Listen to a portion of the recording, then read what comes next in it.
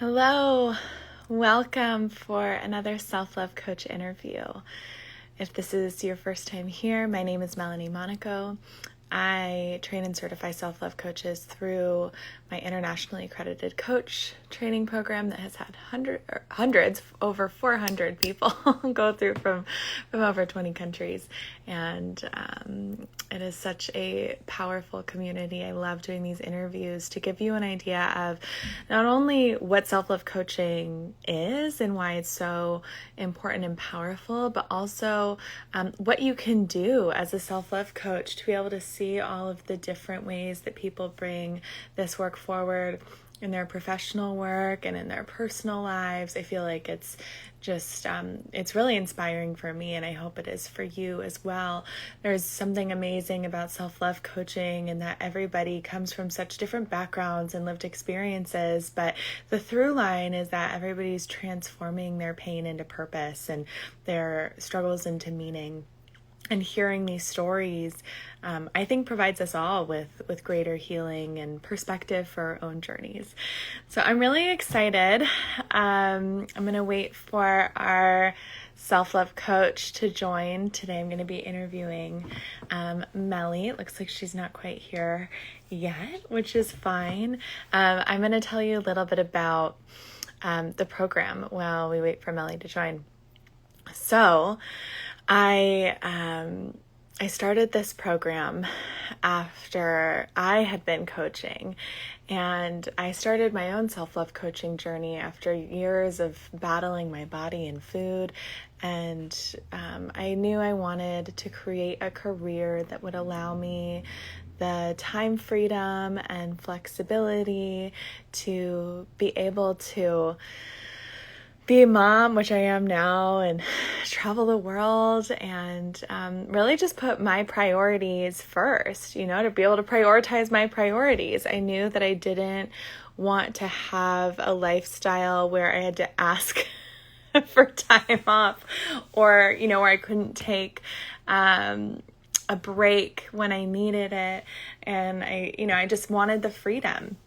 So that was one piece of it. And I'd started teaching yoga right after graduating college and gathering certifications in college.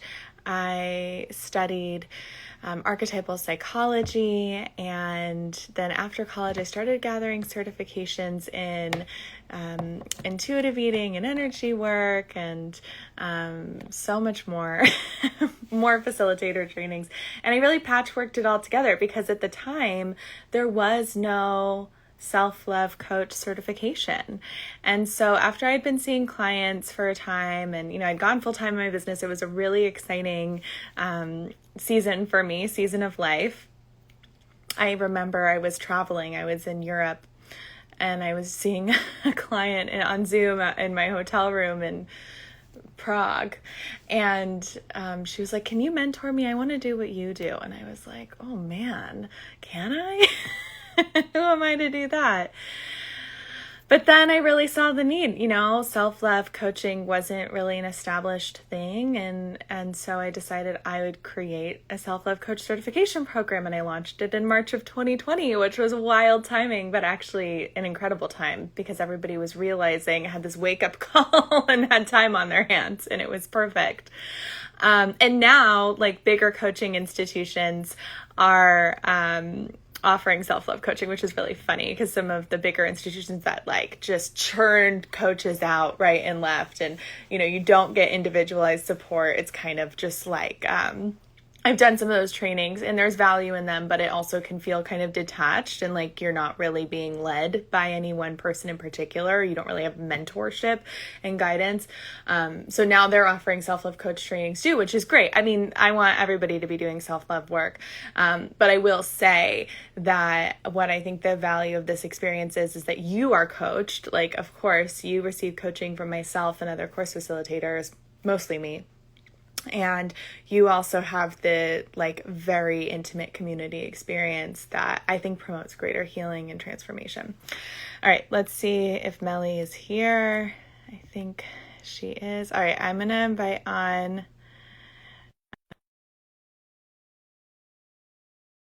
is a self-love coach and her journey. Let's bring her on. So Melly just graduated and has a whole unique background that she's bringing to her work. Hi. Oh, I can't see you yet. Oh shoot. Oh. Oh wait, that's reversed. It was just a black screen. It was your TV. I was like, whoa. Hi. Hi, Melanie. How How are are you? you? Good. I'm so excited to be doing this interview with you. Oh my gosh, me too. Do you want to introduce yourself to the folks who maybe don't know you yet? Yeah, hi everyone. I'm Mely Sanchez. I also go by Yoli Amanitzin Ilwikat. That's the name my elders gifted me. And I am, my business is Huitzilin Healing, and I'm a certified self-love coach, a Reiki practitioner, and a queer curanderics. So I'm happy to be here. I'm so happy you're here too. I remember when you applied and, hearing about the legacy that you come from with your family and, working in such a beautiful spiritual ancestral way and wanting to infuse self-love coaching into it just really inspired me. Can you talk a little bit about what has brought you to this point in your journey professionally of bringing all of these beautiful practices together? Ooh. Oh, that's a big question. Well, you know, there's a part of me that wants to say, it started in adulthood, but as my elders also say, there's seeds planted in childhood. Yeah. So it's been my own personal journey. At some point, I knew I wanted to heal. I just didn't know how or what or and so there's a lot of elements that led me to this. As I got older, it was um, talking to my grandmother more as I got older and finding out some ancestral wounds, but also the ancestral magic that lives within my family. And um, aside, also just community, having spaces to talk about healing. I remember when I was in my early 20s, one of the first like workshops I attended was on plants, and I was just baffled by, or just amazed that like I'm like, wait, plants can help you, plants can aid you. What? It was like this, like, and that makes me feel sad too that I didn't really Mm, grow up with that sort of relationship already established. It yeah. took me until adulthood to kind of realize that, and so there's that, and then there's a trip I took when I was in college. I went to Mexico to do some kind of decolonization work and some connection to the land and the elders there, and I got the opportunity to learn more about um, a part of the land in near Guadalajara. It's called Tonalá, and I came back and my grandma told me that an uncle actually practiced brujeria, like witchcraft Wow. there, and I was like, wow. And just like I don't know, when I go back to the homeland, it just feels it's almost like I'm not alone. Like there's this Yeah. ancestral it's not just me there. Yeah. And so these all these things started to plant and plant and plant, and I started to find myself slowly. And then with Cuanderismo, which is traditional Mexican indigenous healing, is how I like to describe it. I did an apprenticeship, and that's really when I realized how worthy I am Mhm. to really this has been just a calling all Yeah. along, and I questioned it for years and years and years. And there was a time where I was like, well, ni modo, oh well, I have to follow this calling. I can't ignore it anymore. It was just too strong to just pass it away. And so there's all those pieces that are wonderful, but also I was struggling as a social worker. I was a Mm. social worker and I worked in mental health for a while, and I was just I was suffering. Yeah. I was suffering working with my heart, but in a system that wasn't so uh, kind and forgiving, I'd say. And so there's that. All of this led me to where I am now. And then at some point, I grew the courage to do more limpias or energy cleanses. Right after I did some that, one of my biggest fears was doing some on people I didn't know. Mm. But once I did that and I conquered that fear, there was this energy that came, and I was like, well, what's next? Or what is this? Where is this leading me? And I just one day looked up self-love coach, and then your program came about. Wow. And I read every word, and I'm like, wow, this is just the timing of the universe was just incredible, and then leading to today. Wow. That's amazing. It was as if you had a moment of divine inspiration of like, I need to Google this thing or search this Yeah, thing. And I then never, it I, happened. I never, yeah, I never thought, I, like, I wouldn't have described it as self-love Hmm. back then, but now going through my own journey, I'm like, oh, this is a self-love journey. Of course. And then Yes. having the words of self-love coach, those words just came so. Yeah. How, so the work that you're doing now in building not only with Cuanderismo and Limpias, but also self-love coaching and everything that you do, how does that feel different than when you were a social worker? Ooh, okay. Um, for me, I think I love the work that I did as a social worker. I know that the work with community was something that it did fuel me, but I think my ancestors were actually leading me to something different. And it's interesting because as I was kind of shifting and trying to do something outside of like my daytime job, that just felt it was really just listening to my heart at that point. And my sister was the one who was like, "Oh yeah, I never saw you in a system kind of in a system kind of job." I was like, "Really? Why didn't you say so?" And so I think for me, doing curanderismo, like this is where my heart is at. This is self-love coaching. Like this is my heart, my passion. It Mhm. just fuels me. It fuels me back because I get to feel like I am making an impact, but I also see the healing, the process of healing in somebody else. Mhm. Not that I don't see that when I'm a social worker, but I feel like the specific jobs that I held were very system based, Mhm. very focused on the resources that were available, but there's not enough out there. And then that's kind of it. And it's a struggle to kind of use your voice. And I still vouch for using your voice and um, in politics or in whatever you believe in, right? And so that's something that I still want to be vocal about, that policies need to change and all that, of course. But I think the actual work, I felt like I was taken advantage of. I felt that way. Like the Yeah. system took advantage of me, um, and a system that wasn't kind to my ancestors, wasn't kind to my parents at points, and it just and that reminder for me, I was constantly reminded of how um I think my community sometimes is treated as like secondhand citizens, and I that just or not even citizens.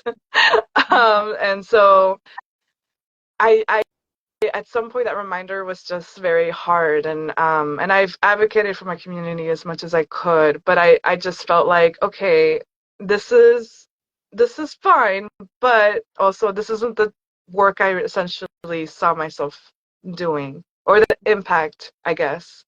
And so I think curanderismo, being a self-love coach, Reiki practitioner, I think all of that comes from a place of love and a place of like authenticity from my heart. Like this is my offering, this is my gift, this is a part of me.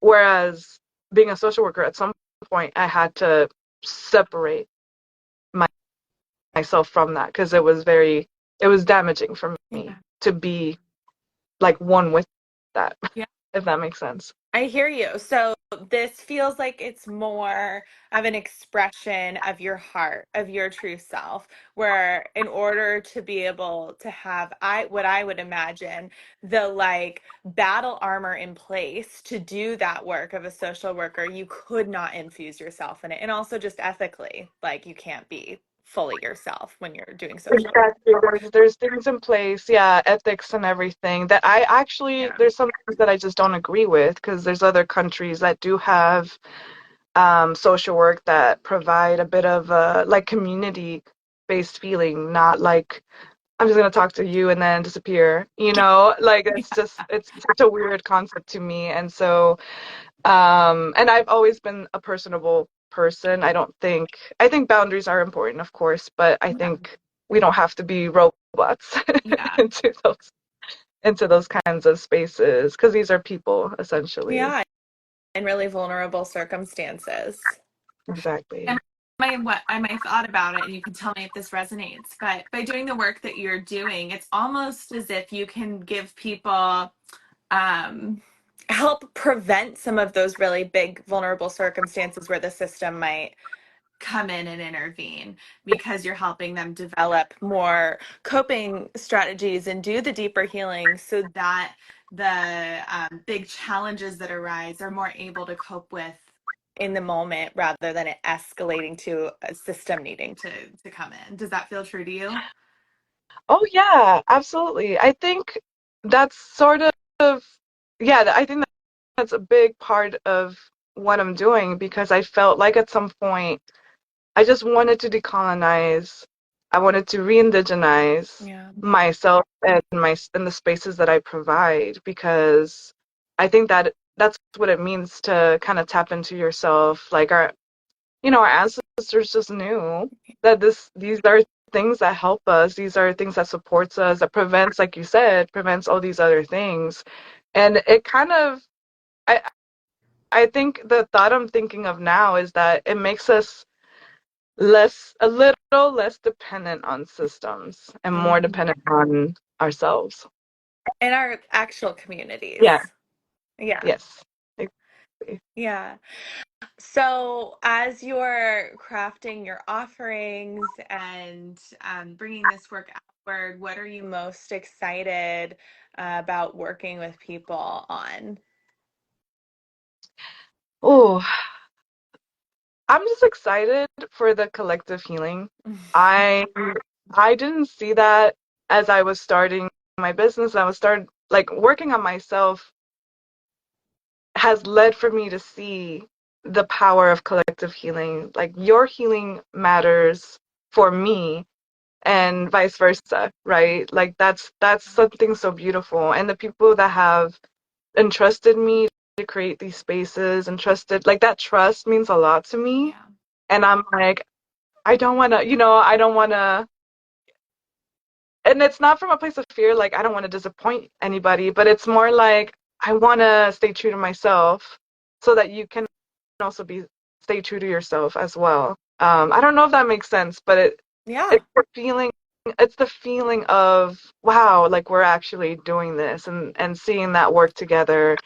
I think there is like a sort of a traditional idea of this work being beyond ourselves, right? It's more than just us. It's for each other, for community, also for Mother Earth. I think this is just it's just beyond us, and it makes the world it and I just better by that like the energy that you give off, right? And so I see it in the ways that it impacts my family, my community, but I feel that too when someone else is healing and voices their journey, and I'm like, wow, that's incredible. I get inspired, and it fuels me back. So that's an interesting kind of interconnected exchange, I guess. I love that. Yeah, absolutely. I mean, you know this from energy healing. It's like the energy is flowing through you as you're administering the healing. And so it is mutually beneficial experience. It really is. And I think as I'm doing this work more and more, I'm realizing that more and more, and it's just such it's a beautiful experience. And again, that having that trust, that community trusts you it's Yeah. I don't take that for granted.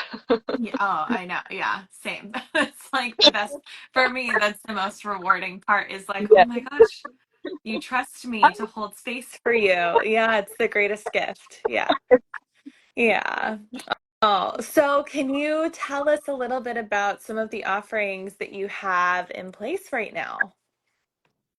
Yeah, so I have a number of things. So right now I am offering a free self-love coaching session just for people to kind of get a feel of it and get a feel of what it's like working with me.